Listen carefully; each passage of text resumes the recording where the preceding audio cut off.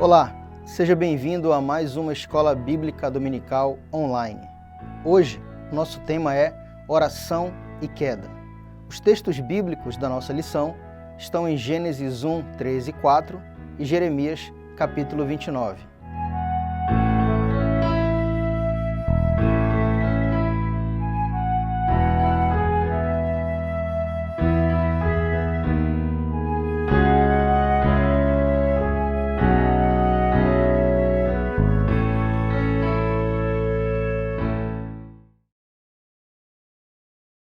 O texto áureo da nossa lição é Gênesis 3, de 8 a 10, que diz: Ora, a serpente era o mais astuto de todos os animais selvagens que o Senhor Deus tinha feito.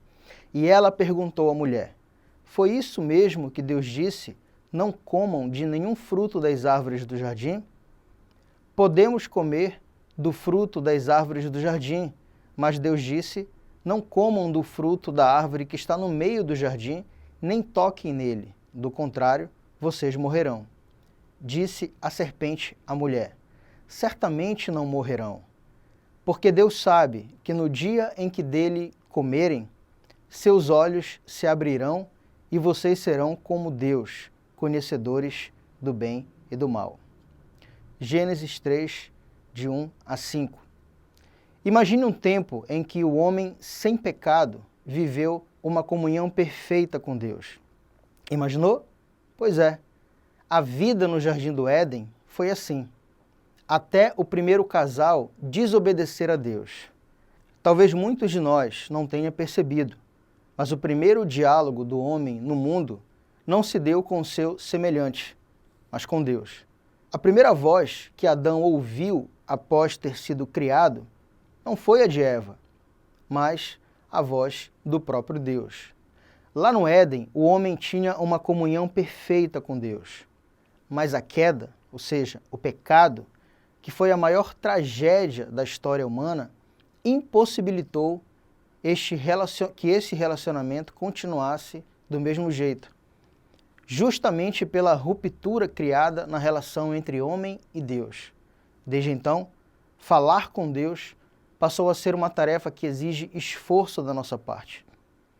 O próprio Deus disse que seria assim, e falou isso através do profeta Jeremias, quando diz: Então vocês clamarão a mim e virão orar a mim, e eu os ouvirei. Vocês me procurarão e me acharão quando me procurarem de todo o coração. Jeremias 29, 12 e 13. Embora Deus seja soberano sobre tudo e todos, a decisão de desobedecer foi do próprio homem. Ou seja, Adão e Eva tinham plena consciência de suas responsabilidades no jardim. E comer do fruto que Deus havia dito para não comer foi um ato consciente de desobediência a Deus. A proposta da serpente, que oferecia autonomia sobre as suas vidas, inclusive em relação a Deus, tornando-os senhores de seus próprios destinos, parecia muito sedutora e convincente. Essa suposta autonomia de Deus e da sua vontade é o pano de fundo que desenrolou a perdição da raça humana.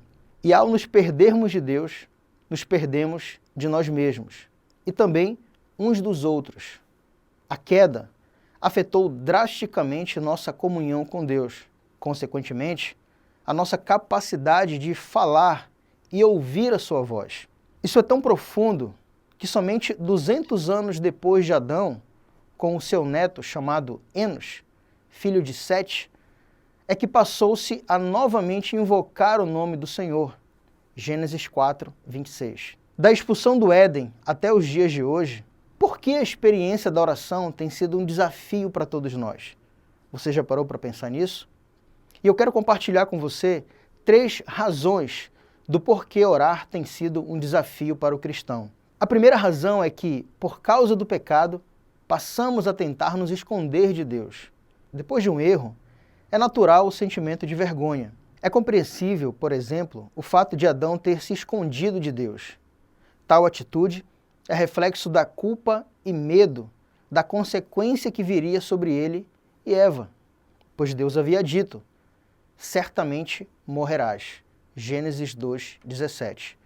É fato que oração e medo não combinam. Ou nós oramos, ou fazemos como Adão, nos escondemos. A sós com Deus em oração está quem de fato nós somos, pois é impossível ser outra pessoa diante do Senhor. Agostinho de Hipona, em suas Confissões, faz um raio-x da sua vida e revela quem ele era de verdade, um pecador que precisava de perdão. A nossa verdadeira identidade é aquela com a qual nós oramos com toda a nossa sinceridade diante de Deus. Se quisermos falar com Ele através da oração, devemos parar de nos esconder e admitir, tal como Agostinho, nossa real condição. Pecadores necessitados do perdão de Deus. A segunda razão por que a oração tem sido um desafio para nós é que, por causa do pecado, passamos a ter dificuldades de aceitar nossa parcela de responsabilidade por nossos erros e pecados. Foi exatamente isso que aconteceu com Adão quando questionado por Deus sobre o seu pecado. Ele admite o erro, mas imediatamente transfere a culpa para a mulher. Ele diz: "Foi a mulher que me deste por companheira, que me deu do fruto da árvore e eu comi." Gênesis 3:12. Irmãos, cada um de nós é responsável por seus atos. Não existe meia-culpa em relação ao pecado. Eu pequei porque alguém fez isso. Alguém provocou tal situação e por isso eu pequei. Não. Eu pequei porque sou um pecador. Nós pecamos porque somos pecadores.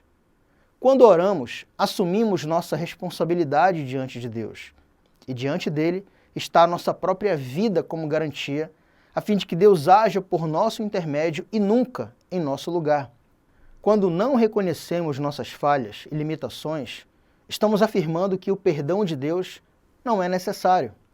Lembre-se, oramos porque cremos no que disse Paulo aos Romanos, no capítulo 3 e no versículo 23. Pois todos pecaram e carecem da glória de Deus. Essa declaração é perfeita, pois inclui cada pessoa na face da terra. Assim deve ser a consciência de cada cristão ao orar. Cristo Jesus veio ao mundo para salvar os pecadores, dos quais eu sou o principal, disse Paulo a Timóteo no capítulo 1 e no versículo 15. Se nós não aceitamos que somos responsáveis por nossos erros e pecados, é quase impossível termos uma vida de oração constante com Deus. A terceira razão do porquê a oração tem sido um desafio para nós é que, por causa do pecado, passamos a nos ver como vítimas das nossas circunstâncias. Ainda no Éden, Eva também foi questionada por Deus e respondeu: "A serpente me enganou e eu comi." Gênesis 3:13. Precisamos entender uma coisa: não somos refém das nossas circunstâncias. O caminho pelo qual percorremos a estrada da vida só será definitivo se nós assim quisermos. Qual seria o sentido de orar a Deus se não pudéssemos reagir às situações da vida? Pensar assim, em hipótese alguma, coloca Deus à parte da sua soberania. Pelo contrário, o próprio Jesus nos ensinou que nós podemos fazer escolhas. O pastor R.C. Sproul, no seu livro A Oração Muda as Coisas, ele diz que orar é alinhar nossos anseios à vontade de Deus. A maior lição que podemos aprender sobre oração está no exemplo do próprio Jesus, que no Getsêmani aceitou renunciar à sua vontade para que a vontade do Pai fosse feita. Se em Adão, ainda lá no Éden, toda a humanidade trocou a oração por uma aventura trágica em busca de autonomia de si mesmo e de Deus, no jardim do Getsêmani, em Jesus, nós recuperamos a capacidade de orar, nos submetendo à vontade de Deus, tal como o Senhor, quando disse: "Não seja feita a minha vontade, mas a tua." Lucas 22:42. Lembre-se, vivemos as consequências da queda. Por isso, algo que parecia tão simples deixou de ser. Hoje, a oração tornou-se um verdadeiro desafio. Mas o Senhor deixou claro que o acharemos quando o buscarmos de todo o nosso coração. Eu tenho um desafio para você. Durante essa semana, vamos seguir o exemplo de Daniel e separar pelo menos 3 momentos do dia para nos comunicarmos a sós com Deus. Eu tenho certeza que esse será um esforço edificante para mim e para você. Feche seus olhos e vamos orar. Pai, nós te agradecemos pelo privilégio de ouvir a Tua palavra. Te louvamos por este momento singular, Senhor, de escola bíblica dominical, de aprendizado e edificação.